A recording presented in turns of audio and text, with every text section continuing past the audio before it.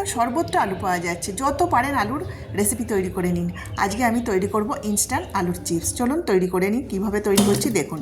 এখানে দুটো আলু নিয়ে নিয়েছি। দুটো আলুতে কিন্তু অনেকটাই চিপস তৈরি হবে। চন্দ্রমুখী আলু ছাড়িয়ে ভালো করে ধুয়ে নিয়েছি। ধুয়ে নেওয়ার পরে গ্রেটারে গ্রেট করব।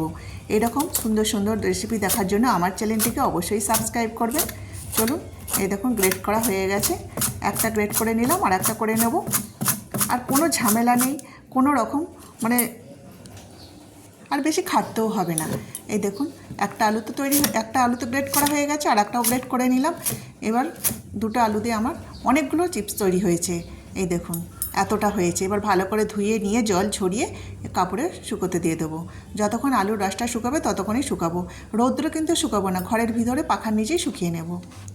এবার শুকনো সব হয়ে গেছে।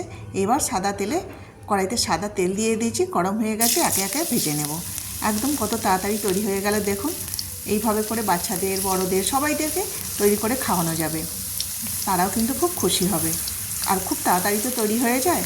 আর আলুর চিপস খেতে কার না ভালো লাগে বলুন তো? গরম ভাতে, চায়ের সাথে, গল্প করতে করতে সবার সাথে কিন্তু এই আলু চিপসটা খেতে ভালো লাগে। আমার একবার ভাজা হয়ে গেছে, বাকিগুলোও ভেজে নেব। এই দেখুন কত সুন্দর তাড়াতাড়ি ভাজা হয়ে গেল। দেখতেও খুব ভালো লাগছে। দেখেই কিন্তু মনে হচ্ছে এবার খেয়ে নিই। গরম গরম ভাতে তো দারুণ লাগবে। এই দেখুন একবার ভাজা হয়ে গেছে। এবার সমস্তটা আমার ভাজা হয়ে গেছে। এইবার এই আলুর চিপসটাকে চটপটা তৈরি করার জন্য ওপর থেকে দিয়ে দেবো গুঁড়ো লঙ্কা, দিয়ে দেবো এখানে গোলমরিচের গুঁড়ো, আর একটু বিট নুন। আগে তো আমি কিছুই দিইনি, পরে চটপটা তৈরি করার জন্য ভালো করে সব এবার মিলিয়ে নেব। সব কিছু দেওয়া হয়ে গেছে, ভালো করে মিলিয়ে নেব। চলুন এবার খাওয়া যাক। খাওয়ার আগে আপনাদেরকে অবশ্যই দেখাই যে কতটা চটপটা হয়েছে, কতটা মুচমুচে হয়েছে, কতটা খাস্তা হয়েছে। এই দেখুন, দেখলেই কিন্তু বুঝতে পারবেন।